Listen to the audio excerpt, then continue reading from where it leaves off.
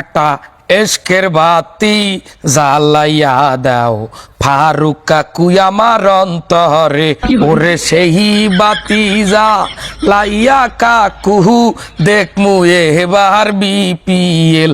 আরে সেই বাতি জ্বালাইয়া কাকু দেখমু এবার বিপিএল। একটা এশকের বাতি জ্বালাইয়া দাও ফারুক কাকু আমার অন্তরে। ও বাবা জনাব ফারুক আহমেদ আঙ্কেল, বিসিবি সভাপতি, আপনাকেই বলতে চাই আজকের ভিডিওর বিষয়বস্তু হইল বিপিএল এর 11তম আসরের থিম সং। অবশ্যই থিম সংটা জোশ হইছে, পূর্বের দিনের থেকে অত্যন্ত চমৎকার একটা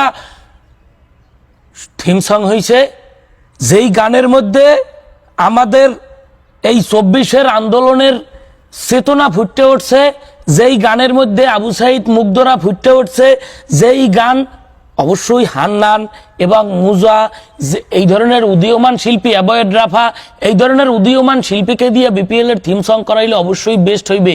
কিন্তু বেশ কয়েকটা জায়গায় বিপিএল এর থিম সংটা আমার কাছে খ্যাত মার্কা লাগছে। আপনি মাইন্ড করতে পারেন, কিচ্ছু করার নাই, গানের আমি যদি ওই আন্দোলনের চেতনা গানের মধ্যে না থাকতে, আর যদি অ্যাভয়েড রাফার ওই মুজার মিউজিক কম্পোজিশন না থাকতে, তাইলে আমি গানের মার্ক দিতাম 10-এ 3। কথা কি বোঝেন?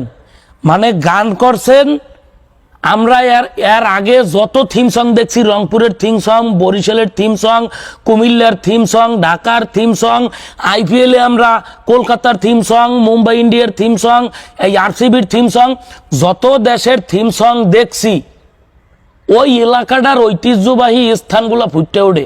আমরা বিপিএল এর পূর্বে যত বিপিএল এর থিম সং দেখছি, ঢাকার লালবাগ কেল্লা, ঢাকার পুরান ঢাকা, বিভিন্ন জায়গায় ভিডিও শুট করা হয়েছে, এবং যার কারণে আমাদের দেশের ঐতিহাসিক স্থানগুলো ফুটে উঠছে। স্টেডিয়ামের খেলার স্টেডিয়ামে শুট হয়েছে ভিডিও শুট। কিন্তু এবারের বিপিএল এর শুটটা একটাই শুটিং সেটে ভিডিও শুট শেষ করলেন, এইটার অর্থটা আসলে আমি খুঁজে পাই না। যে একটা শুটিং স্পটে, একটা ফ্রেমে, একটা ভিডিও শুটের স্পটে একটা থিম সং এর শুট কিভাবে শেষ হয়, এইটার অর্থটা আমি জবাবটা কেরদারে চামু গেলে এক প্রশ্ন। দ্বিতীয় প্রশ্ন হইলে, এই যে ডক্টর ইউনূস সাহেব গান লিখে দিয়েছে, আমরা তো ভক্তরা চাইয়ে রয়েছি যে কোন কয়টা লাইন লেখছে, এই লাইন কয়টা একটু আমাদের কাছে প্রকাশ করেন, আমরা একটু দেখি যে তিনি গান আসলেই লেখছে, কোন লাইন কয়টা লেখছে। এটা অবশ্যই হান্নানের র্যাপ ভালো ছিল, মিউজিক কম্পোজিশন ভালো ছিল, কিন্তু ভাই বিপিএল এর থিম সং এর মধ্যে ওই র্যাপের যে লাইন কয়টা, ওইটা আসলে কতখানি বিপিএল এর সাথে সংশ্লিষ্ট, বিপিএল এর সাথে কতখানি আনুষঙ্গিক, এইটা আমার জানা দরকার। বিপিএল এর থিম সং হইবে বাংলাদেশের রাজধানীর এবং টোটাল দেশের যত ঐতিহাসিক স্থান আছে, বিশেষ বিশেষ কিছু স্থানে গিয়ে ভিডিও শুট হয়, আমাদের দেশের ঐতিহ্যগুলো গানের মধ্যে ফুটে ওঠে। কিন্তু গান বানাইলেন ডক্টর ইউনূস স্যারে, গান লেখকে দিলে এডু কি কইয়ে দে নাই যে দেশের ঐতিহাসিক স্থানগুলোয় যেই ভিডিও শুট করো।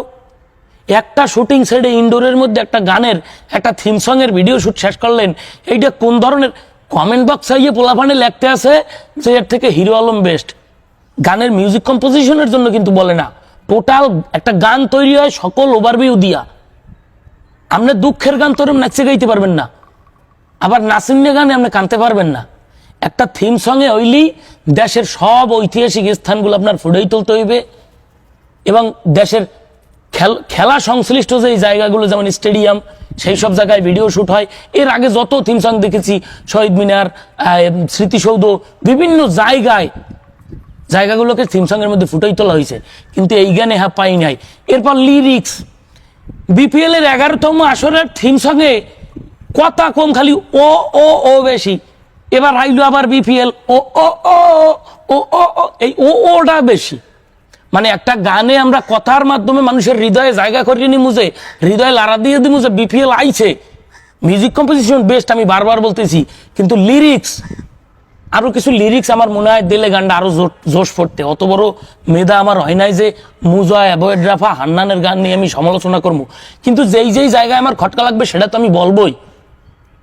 বিপিএল এর একটা গানে যদি দেশের বিভিন্ন জায়গা ফুটতে না ওঠে, একটা শুটিং সেটে যদি ভিডিও শুট শেষ হয়, আর ওই 8-10 লাইনে যদি একটা গান শেষ করে খালি ও ও ও হেইয়ে দিয়ে শেষ করে, আমার মনে হয় না যে নতুন বাংলাদেশের এই 11তমের হাইলাইট একটা আসরের থিম সং এই রকমের একটা মানে বাজেট সংশ্লিষ্ট এই রকমের একটা আবদ্ধ একটা থিম সং আমার কাম্য না। আমি একজন বিপিএল এর ভক্ত হিসেবে এটা আমার কাছে কাম্য না।